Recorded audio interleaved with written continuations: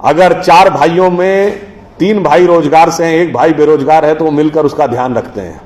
बेटा बेरोजगार है तो बाप मरते दम तक उसका ध्यान रखता है, क्योंकि हमारे यहां कहा गया जो कमाएगा वो खिलाएगा, जो आया है वो खाएगा। अरे भाई, आप तो सिर्फ आदमी तक रहे।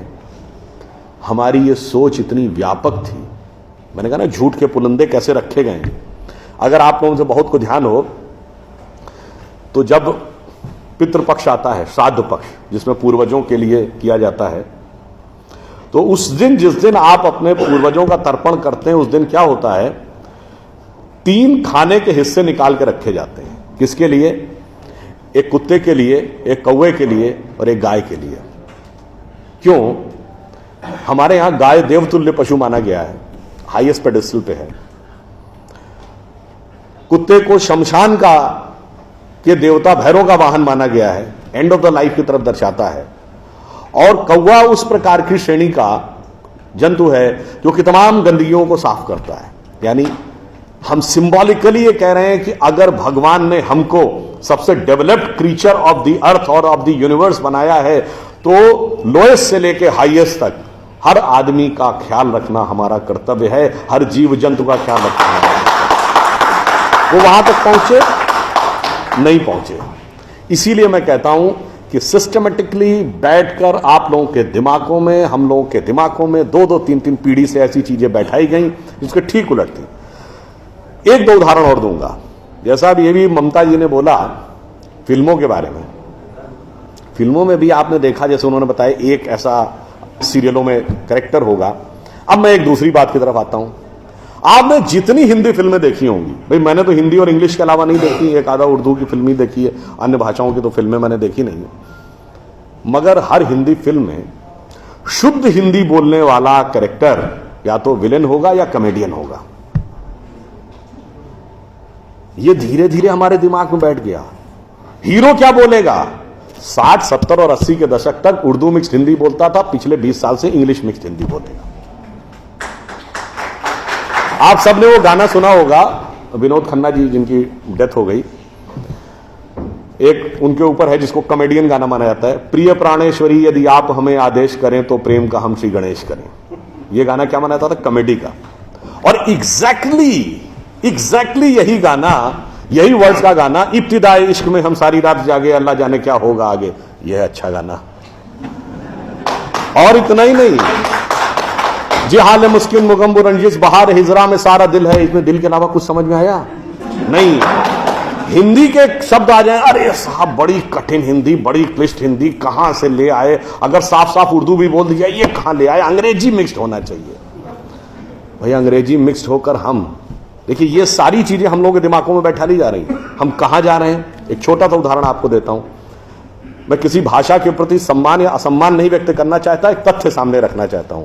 अंग्रेजी भाषा में केवल 5 वॉवेल हैं, AEIOU, केवल 5 वॉवेल, और मात्रा पाई जैसी कोई चीज ही नहीं है।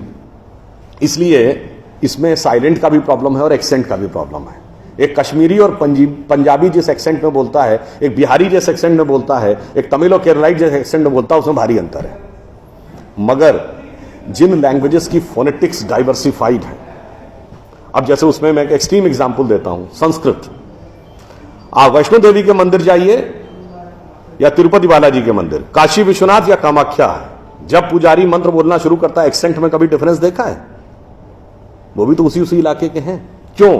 क्योंकि आपकी लैंग्वेज की फोनेटिक्स डेवलप्ड है, साइंटिफिक है। उदाहरण के लिए, आप सब ने कभी ध्यान दिया हो या ना दिया हो, हिंदी में कहते हैं ना काखा गाघा अंगा, का जब बोलते हैं तो जबान कहां लगती है? फिर खा में और पीछे, गा में और पीछे, घा में और पीछे, जब अंगा बोलते हैं तो गले से निकलता है। The entire phonetics is designed as per the contour of your vocal cord. एक प्रकार के शब्द एक साथ, तथ दध ना सब दांत से अंतर है, पफ पफ मा सब होंठ से। इतना डेवलप्ड, इतना साइंटिफिक इंस्ट्रूमेंट हमारे पास, और हमें समझाया जा रहा है कि नहीं ये छोड़ दो, ये तो वैसी बात हो गई कि हमारे पास स्मार्टफोन है। मगर दुनिया जो है वो पुराना वाला जो नोकिया हम यूज करते थे उसके पीछे भाग रही है। तो नहीं जी, हम तो उसी के साथ चलेंगे।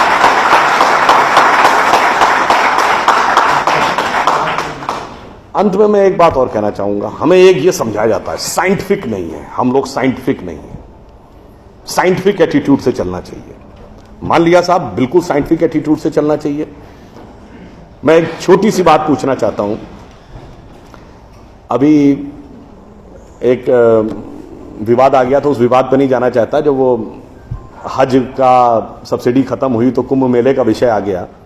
कुंभ मेला हम सब जानते हैं। कुंभ मेले का एक एस्पेक्ट आप लोगों ने कभी ध्यान दिया है? कुंभ मेला कितने साल में एक बार पड़ता है? 12 साल में। 12 साल में एक बार क्यों पड़ता है? क्योंकि वो जुपिटर की साइकिल पर आधारित है। बृहस्पति ग्रह हर 12 वर्ष के बाद अपना एक चक्कर पूरा करके उसी राशि में दोबारा आता है, इसलिए कुंभ मेला 12 वर्ष में एक बार पड़ता है। हजारों सालों से चला आ रहा है, ठीक है। तो इसका मतलब हमको पता था ना कि बृहस्पति की साइकिल 12 साल की है। इनको तो अभी 100 साल पहले पता चला कि बृहस्पति की साइकिल 12 साल की है।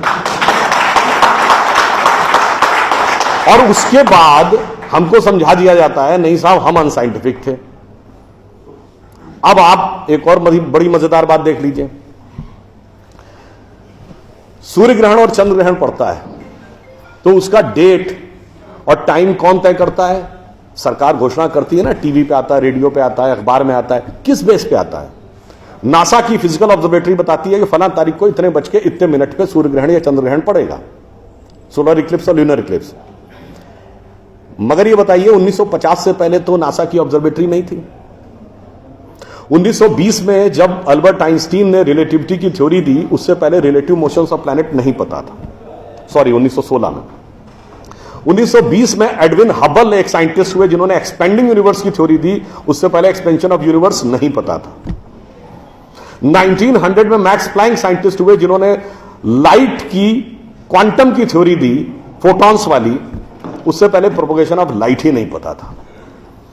1897 में जे टॉमसन ने इलेक्ट्रॉन खोजा, उससे पहले आप मानते थे एटम अनडिविजिबल है। और 1633 में आप ये कहते थे, गैलीलियो को फांसी दे रहे थे इस बात के लिए कि उसने कहा सन रिवॉल्व्स राउंड द अर्थ गलत है। तो भैया आप 380 साल चल के जहां पहुंचे हैं, हमारा पंचांग तो युधिष्ठिर के जमाने से एज इट इज चला आ रहा है 5100 साल। मतलब ये लॉजिक नहीं है, ये तो साइंटिफिक प्रूफ। फिर भी हमें समझाया जाता है कि साहब जो हमने सोचा उस सब हम अनसाइंटिफिक थे, हम गलत थे। बड़ी मजेदार बात है। इन ए स्पैन ऑफ लिविंग जनरेशन, 50 साल में देखिए ये जो अर्बन नक्सल्स थे उन्होंने हमारे दिमागों में क्या क्या भरा और फैक्ट क्या था। 50 साल पहले जिस जिस चीज का मजाक उड़ाया गया वो चीज आज ठीक उसके उलट हो गई। 50 साल पहले कहते थे अरे यार ये अगर खेती करनी है तो mechanised farming, chemical fertiliser use करो। गाय के गोबर से कोई खेती होती है? आदमी चांद पे पहुंच गया, तुम गाय के गोबर पे पड़े हो।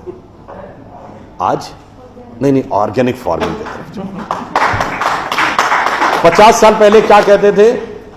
अरे भाई ये जड़ी बूटियों फल पत्ती खाने से कोई इलाज होता है? नीम हकीम खतरा है जान। खाना है तो नई दवाएं खाओ, क्लोसिन, मेटासिन, टेरामाइसिन। आज आप क्या कहते हैं? नहीं, केमिकल नहीं, हर्बल मेडिसिन की तरफ जाओ।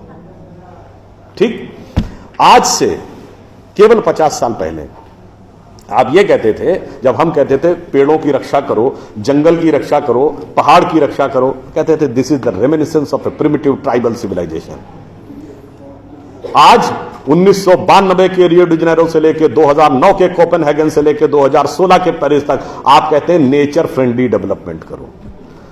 भैया सब कुछ उलटता जा रहा है।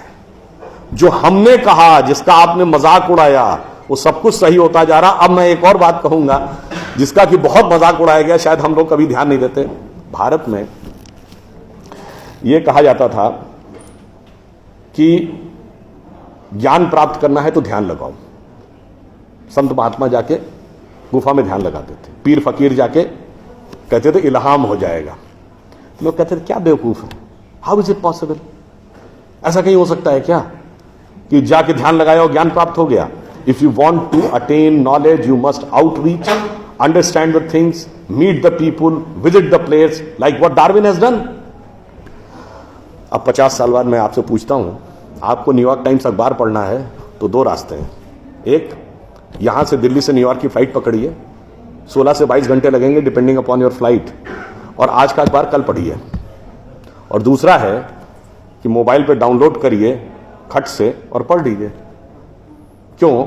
आपके हाथ में डिवाइस है, जिसने डिवाइस बनाई उसने सॉफ्टवेयर भी बनाया है, और जिसने सॉफ्टवेयर बनाया उसने सपोर्टिंग नेटवर्क भी बनाया है।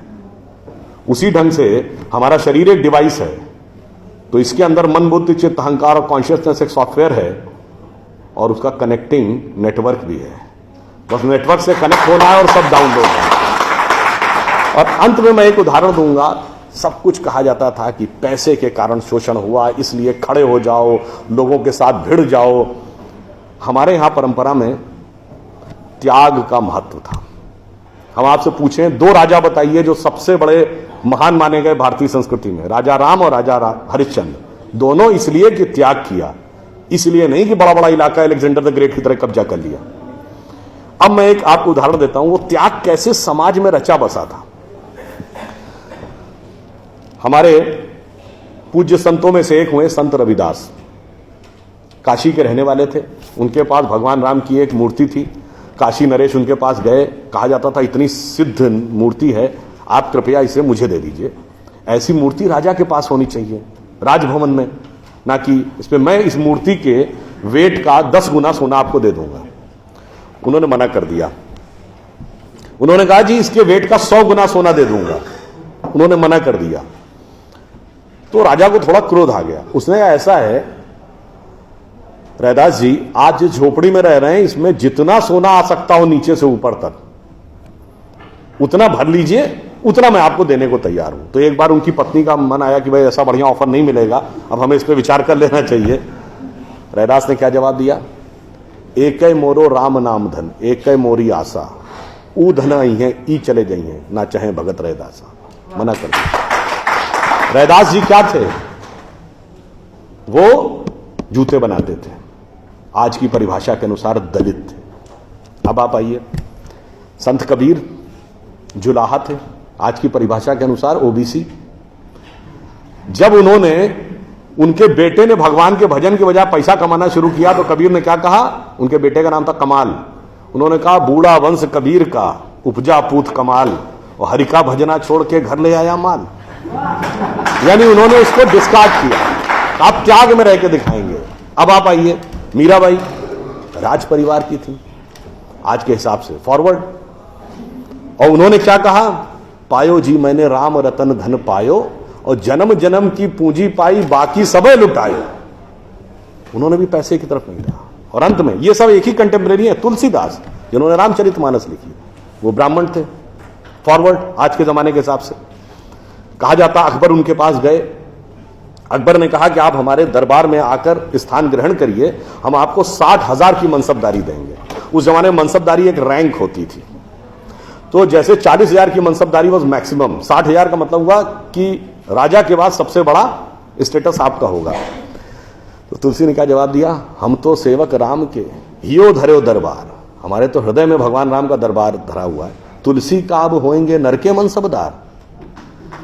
ये मैंने क्यों बताया? जो बातें ये अर्बन नक्सलिस्ट समझाते हैं कि शोषण किया गया, कैपिटलिज्म किया गया, अगर मार्क्स ने कहा धर्म एक अफीम है जो गरीबों को पिला दी जाती है ताकि अमीर उस पर हुकूमत करता रहे, पर यहां ऐसा नहीं था। मैंने दिखाया समाज का निचला वर्ग हो, मध्यम वर्ग हो, उच्च वर्ग हो, राज करने वाला वर्ग हो, सबने कहा जो त्याग करेगा वो महान होगा। इसीलिए हमारे यहां महात्मा गांधी महान हुए, ना कि प्रधानमंत्री रहने वाले नेहरू महान। तो इसलिए मैं अंत में ये कहूंगा आप सभी लोगों से कि ये जो मायावी रावण साधु का वेश बना के आता है, सूक्ष्म दृष्टि से इसको समझिए और आश्वस्त रहिए कि वो चाहे कितना भी मायावी हो, अंत में विजय हमारी ही होगी, क्योंकि हम आज दुनिया के यंगेस्ट नेशन है। जैसा अभी नलपत जी ने कहा ना कि भाई people like us we are in minority. हम देश दुनिया के सबसे युवा देश हैं, यह सत्य है, मगर यह अर्ध सत्य है। हम सबसे युवा देश और सबसे प्राचीन सभ्यता है। We are the youngest nation and the oldest civilisation.